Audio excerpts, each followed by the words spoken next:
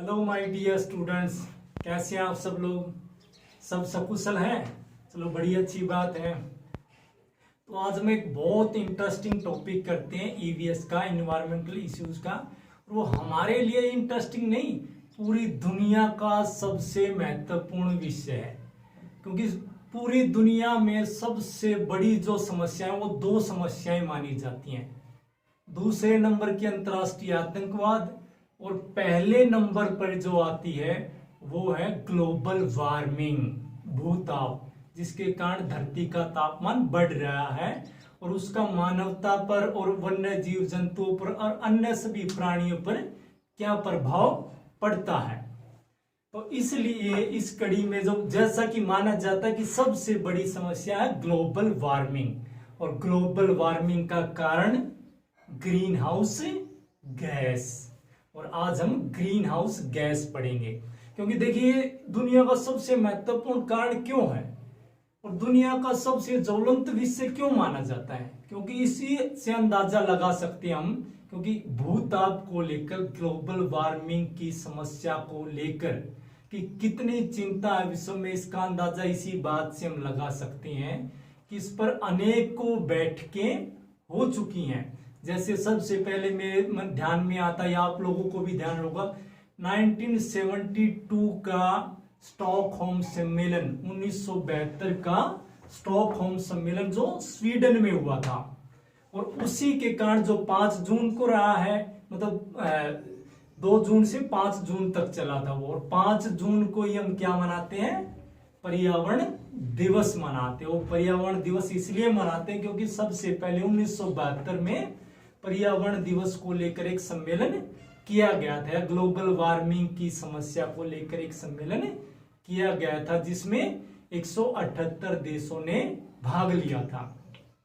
और उसी की 20वीं वर्षगांठ मनाई गई थी 1992 में Rio de Janeiro. Rio de Janeiro मतलब ब्राजील में, जिसको हम रियो सम्मेलन भी कहते हैं, या जिसको हम पृथ्वी बचाओ सम्मेलन भी कहते हैं। उसमें भी 196 देशों ने भाग लिया था। फिर उसी कड़ी में दूसरा सबसे बड़ा ग्लोबल वार्मिंग की समस्या को ही चिंतित होते हुए किया गया था, वो था क्योटो प्रोटोकॉल। क्योटो शहर में जो हुआ था जापान में, इसलिए उसका नाम क्या रख दिया गया था, क्योटो प्रोटोकॉल, जिसमें सबने कहा था कि भाई 10%, 4%, 3%, 2% ग्रीन हाउस गैसों का उत्सर्जन कम करेंगे, मतलब फैक्ट्रियां कम करेंगे, उत्पादन कम करेंगे, जिससे ग्रीन हाउस गैस कम बढ़े। और फिर उसी कड़ी में सबसे बड़ा सम्मेलन हुआ 2009 में कोपनहेगन में। कोपनहेगन में हुआ, डेनमार्क में। तो वो कोपनहेगन में जो सम्मेलन किया गया वो था समुद्र के अंदर करवाया गया था। वो समुद्र के अंदर जानबूझ के क्यों करवाया गया, क्योंकि समुद्र का जल स्तर बढ़ रहा है। और जल स्तर क्यों बढ़ रहा है, क्योंकि ग्लेशियर पिघल रहे हैं। तो इन बातों को हम विस्तार से करेंगे, उससे पहले ग्रीन हाउस गैस जानेंगे। और इसी कड़ी में 2015 में आज तक का सबसे बड़ा पर्यावरण सम्मेलन हुआ है, अक्टूबर 2015 में, जिसमें 196 देशों ने भाग लिया था। और सबने 40%, 30%, 20%, 10% इस प्रकार से शपथ पत्र दिया था कि हम इतनी गैस, ग्रीन हाउस गैस या कार्बन डाइऑक्साइड जहरीली गैसें कम उत्सर्जित करेंगे। तो ये सम्मेलन समझ में आ जाएंगे, इनके बाद में बात भी करेंगे। लेकिन सबसे पहले जानते हैं कि ग्रीन हाउस गैस क्या होती है, जिससे धरती की सबसे बड़ी समस्या उत्पन्न हुई। तो green house gas, green house का मतलब हरे से मतलब नहीं है, ग्रीन हाउस गैसों का एक समूह होता है, जहरीली गैसों का एक समूह होता है, जिसे हम ग्रीन हाउस गैस कहते हैं। और उसमें कौन कौन सी गैस आते हैं, उसमें methane, carbon dioxide, nitrous oxide, ozone वाष्प, जल वाष्प आदि आते हैं, जो एक जहरीली गैसों का समूह होता है। अब ग्रीन हाउस गैस यातायात के साधनों से कार्बन डाइऑक्साइड, नाइट्रेट ऑक्साइड, इस प्रकार की मीथेन गैस होती हैं, जो यातायात के साधनों से उत्सर्जित होती है, उद्योगों से होती हैं, और अनेकों स्रोत हैं इसके। तो ग्रीन हाउस गैस करती क्या कि कारण क्या कि जिससे धरती का तापमान बढ़ जाता है। तो इसको एक उदाहरण से समझते हैं कि जो पृथ्वी है इसके चारों ओर एक आवरण बना लेती है जहरीली गैसें, एक गोल चक्कर या आवरण बना लेती है धरती के चारों ओर, धरती के चारों। और उससे होता क्या है कि सूर्य की किरणें आवर्तित तो हो जाती हैं धरती पर, लेकिन वापस परावर्तित नहीं हो पाती है। जैसे आपने देखा होगी सूर्य की किरणें धरती पे आती हैं, वापस जाती है, जिससे हमें रंग दिखाई देते हैं। रंग की घास, हरी दूध, सफेद क्यों होता है? क्योंकि वो अवशोषित कर लेती है सारे रंगों को और एक रंग को वापस छोड़ती हैं, जिससे वो कलर दिखते हैं। वो तो एक बड़ा विषय, उसको अलग से करेंगे, साइंस का विषय है। लेकिन ग्रीन हाउस गैस की सूर्य की किरणें धरती तक आ जाती है, लेकिन जो गोल चक्कर वो वापस जाने से रोक लेता है, और जिससे वो किरणें पृथ्वी पर ही रह जाती हैं, जो धरती गर्म हो जाती है। इसको एक उदाहरण से समझे, जैसे कि बंद शीशों वाली काली कार, काले शीशों वाली बंद कार को, काले शीशों वाली बंद कार को आप धूप में खड़ा कर दीजिए। आप कुछ देर बाद देखेंगे कि जो तापमान बाहर का उससे कई गुना टेम्परेचर कार के अंदर होता है, कार गर्म हो जाती है। समझे? ठीक इसी प्रकार धरती गर्म हो जाती, क्योंकि कार के अंदर सूरज की किरणें चली तो गई, लेकिन वापिस परावर्तित नहीं हो पाई, जिसके कारण कार अंदर से गर्म हो जाती है, बाहर की अपेक्षा ज्यादा तापमान होता है। जैसे सोलर हीटर काम करता है। सोलर हीटर एक कांच का, ब्लैक कांच का डब्बा होता है, जिसके अंदर खाना रख देते हैं, धूप में रख देते हैं, और वो खाना अंदर उबल जाता है। क्यों? क्योंकि सूरज की किरणें अंदर चली जाती है लेकिन बाहर नहीं जा पाती। अगर ऐसे ही अपनी पृथ्वी को हमें एक डब्बे में बंद कर दें, एक आवरण के अंदर बंद कर दें, एक काले शीशे के अंदर बंद कर दें, तो क्या होगा? धरती उबल जाएगी। तो ठीक इसी प्रकार पृथ्वी के चारों ओर जो आवरण बना रही हैं गैसें, वो ग्रीन हाउस गैस है, जो धरती के अंदर तापमान आ जाता है, वापिस नहीं जा पाता है। और ये उम्मीद की गई कि 2015 तक धरती, 2050 तक धरती का तापमान 4 डिग्री तक बढ़ जाएगा। और 4 डिग्री बढ़ने का मतलब है कि यहाँ पे 200 तरह की प्रजातियां समाप्त हो जाएंगी। मनुष्य को जीवन यापन करने के लिए खुलेआम ऐसे नहीं रह पाएगा, उसको संसाधनों की जरूरत पड़ेगी, और इसलिए बहुत सारी संख्या में लोग मरेंगे। ठीक है, तो ये है एक ग्रीन हाउस गैस। इसमें गैस कौन कौन सी होती हैं, तो आपको ना भी याद रहे तो एक शॉर्ट फॉर्मूला है इसका, कि green house gas, green house gas जिसको हम बोलते हैं, कि इसको हम बोलते हैं ग्रीन हाउस गैस मीना का जलवा। याद करने की जो शॉर्ट फॉर्म है, मीना मतलब methane, nitrous oxide, carbon dioxide, जल वाष्प और ओजोन, ये सब गैस इसमें शामिल होती हैं, जो धरती के तापमान को बढ़ाने का एक कारण मानी जाती है, जो दुनिया की सबसे प्रमुख समस्या भी है। तो ये है, और इसके हम इफेक्ट करेंगे पर्यावरण पर। देखिए, संतुलन बनाने के लिए कुछ हद तक तो ग्रीन हाउस गैस जरूरी है, लेकिन आज अत्याधुनिक समय में, औद्योगिकरण के समय में, उत्पादक के समय में, वैश्वीकरण के समय में, जो प्रोडक्शन बढ़ते जा रहे हैं, उद्योग बढ़ते जा रहे हैं, यातायात बढ़ते जा रहे हैं, अत्यधिक आधुनिक बनाता जा रहा है, उससे ग्रीन हाउस गैस का स्तर भी बढ़ रहा है, जो धरती के लिए खतरनाक है, जो तापमान बढ़ाता है। तो इसके नेगेटिव प्रभाव एनवायरनमेंट पर क्या पड़ते हैं, हम आज उनको पढ़ेंगे। तो सबसे पहले हम पढ़ेंगे ग्लोबल वार्मिंग की समस्या। ग्रीन हाउस गैस का सबसे बड़ा कारण है ग्लोबल वार्मिंग की समस्या।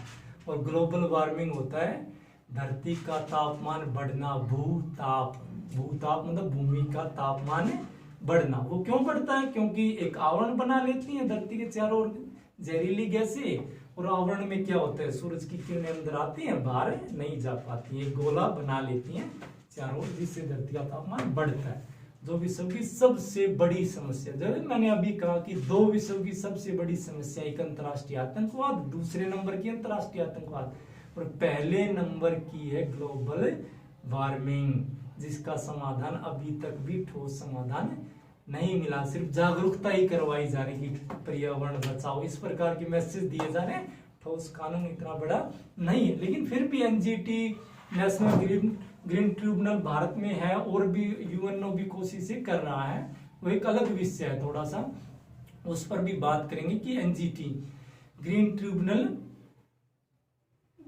एनजीटी नेशनल ग्रीन ट्रिब्यूनल जो कोर्ट है, जैसे सुप्रीम कोर्ट होती है ऐसे पर्यावरण की एक कोर्ट है जो दिल्ली में, जो पराली जलाने वालों पर केस करती है या डीजल की जो गाड़ियां वो बंद कर दी थी, या ओड इवन फार्मूला जिसने लागू करवाया था दिल्ली में, वो एनजीटी है जिसकी जांच कर रही थी। Green tribunal, NGT national green tribunal, ठीक है। तो सबसे बड़ी जो प्रभाव है ग्रीन हाउस गैस का वो है ग्लोबल वार्मिंग। और फिर है ग्लेशियरों का पिघलना। देखिए ग्रीन हाउस गैसों से धरती का तापमान बढ़ता है, क्योंकि अभी बताया एक आवरण बनता है, उसके अंदर सूरज की किरणें आती है, वापस नहीं जा पाती हैं, तो उससे क्या होता है ग्लेशियर पिघलते हैं। जो ग्लेशियर है समुद्र, जो पहाड़ है बर्फ के, जो धरती का संतुलन बनाए रखते हैं, वो पिघल जाते हैं। देखिए दूसरा, समुद्री जल स्तर बढ़ता है। जब ग्लेशियर पिघलेगा उसका पानी नदियों के द्वारा कहाँ जाएगा, समुद्र में, और समुद्र का जल स्तर बढ़ जाता है। और वही 2009 का जो डेनमार्क में कोपेनहेगन में सम्मेलन हुआ था, वो समुद्र के अंदर करवाया गया था, क्योंकि डेनमार्क का 25% हिस्सा समुद्र में डूब चुका। वो समुद्र से लगता हुआ देश है जिसका 25% हिस्सा समुद्र में डूब चुका है। क्यों? क्योंकि समुद्र का जल स्तर बढ़ चुका। और हमारे 550 टापू हैं, लक्षद्वीप और अंडमान निकोबार, दादर नागर हवेली जो ये है ना, इनके सारे छोटे बड़े टापू मिला के 550 हैं भारत के, और उसमें से 30 टापू पूर्ण रूप से डूब चुके हैं। जो छोटे टापू हैं क्यों डूब चुके हैं? क्योंकि समुद्र का जल स्तर बढ़ चुका है। तो इसलिए जो छोटे देश हैं, भारत तो बहुत बड़ा देश है, लेकिन जो छोटे देश हैं उनके लिए बहुत बड़ा खतरा जो समुद्र के नजदीक रहते हैं, क्योंकि जल स्तर बढ़ जाता है और वो उनका क्षेत्र डूब जाता है। तो ग्लेशियरों के पिघलने से होता है। ग्लेशियर क्यों पिघलते? धरती का तापमान बढ़ने से। और धरती का तापमान क्यों बढ़ता है? ग्रीन हाउस गैसों के उत्सर्जन के कारण, ग्रीन हाउस गैसों को के बढ़ने के कारण, ठीक है। फिर है नदियों का सूखना। देखिए जो 12मासी नदियां मानी जाती हैं, जो ग्लेशियरों से पिघलकर जो पानी आता है, वो जो नदियां होती हैं, ये पीने का पानी, समुद्र का पानी पीने का नहीं है, ग्लेशियरों का पानी है पीने का, नदियों का पानी है पीने का। और नदी ग्लेशियरों से निकलती हैं। जब वो ग्लेशियर सूख जाएंगे तो नदियां भी सूख जाएंगी। नदियां सूख जाएंगी तो वन्य जीव जंतुओं पर संकट आ जाएगा, पीने का पानी नहीं रहेगा, क्योंकि सारा पानी कहाँ चला जाएगा? समुद्र में। और समुद्र का जल स्तर बढ़ जाएगा और समुद्र का पानी पीने लायक नहीं है। यह सबसे बड़ी समस्या होगी पीने के पानी की, ग्लोबल वार्मिंग बढ़ने से। और ग्लोबल वार्मिंग बढ़ेगा ग्रीन हाउस गैसों से। तो ग्रीन हाउस गैस से सबसे बड़ी समस्या पीने के पानी को लेकर होगी, जो भविष्यवाणी भी की गई कि तीसरा विश्व युद्ध पीने के पानी को लेकर ही होगा। तो उसमें अन्य जो प्रभाव पड़ेगा ग्रीन हाउस गैसों का पर्यावरण पर, वो है वन्य जीव जंतुओं का लुप्त होना। देखिए अनेक प्रजातियां लुप्त हो चुकी हैं, जैसे ध्रुवी भालू और अन्य जीव जंतु, सफेद हाथी, पिंजट जंगलों में ये क्या हो चुके हैं? ये सिर्फ किताबों में देखे जाते हैं और नहीं बचे हुए हैं। क्योंकि धरती, जैसे गौरैया आपने देखी होगी, न्यूज़पेपर में बहुत बड़ी हेडिंग छपा करती थी कि गौरैया जो चिड़िया है वह लुप्त होती जा रही है, बहुत कम मात्रा में बची हुई है, विलुप्त होती जा रही है। क्यों? एक तो उसका कारण है ग्लोबल वार्मिंग, और दूसरा रेडिएशन। जो टावर हम फोन की रेंज बढ़ाने के लिए टावर लगाते हैं, उनका पशु पक्षियों पर बहुत नेगेटिव प्रभाव देखा गया, और सबसे ज्यादा गौरैया पर। चिड़िया, गौरैया जो चिड़िया है जो आम घरों में रहती थी, वो लुप्त प्राय होती जा रही है। आपने देखा होगा, गौरैया देखे आपको बहुत दिन हो चुके होंगे, गौरैया चिड़िया देखे आपको बहुत दिन हो चुके होंगे। उसका यही कारण है कि वन्य जीव जंतु लुप्त हो जाते हैं। महामारी का बढ़ना, जो अनेक महामारियां दिन प्रतिदिन बढ़ती जा रही हैं। आपने नई नई महामारियां सुनी होंगी, ब्लड कैंसर, शुगर, दमा, सांस की बीमारियां, बालों का झड़ना, बालों का सफेद होना, स्किन कैंसर, और अनेक तमाम महामारियां जो प्रदूषण की वजह से बढ़ती है, मतलब ग्रीन हाउस गैसों की वजह से ही डायरेक्ट उनका संबंध माना जाता है। तो ओजोन परत में छेद होना, आपने देखा होगा कि ओजोन परत क्या होती है? जो सूरज की पैराबैंगनी अल्ट्रावायलेट तरंगे होती हैं, अल्ट्रावायलेट रेज होती हैं, पैराबैंगनी तरंगे होती हैं, उनको रोकती हैं। और पैराबैंगनी तरंगे क्या होती हैं? जो मनुष्य के लिए, यहाँ पे जीव जंतु के लिए खतरनाक होती हैं। सूरज की जो किरणें आती है उसमें पैराबैंगनी किरणें, अल्ट्रावायलेट रेज शामिल होती हैं। जो अल्ट्रावायलेट रेज होती हैं, जो खतरनाक होती हैं, उनको रोकने के लिए वायुमंडल में एक गैस है, ओजोन गैस। ओजोन गैस जो ऑक्सीजन और जल वाष्प और धूल के कणों से बनती है, और उसमें छेद हो चुका। छेद किसने किया? ग्रीन हाउस गैस ने किया है।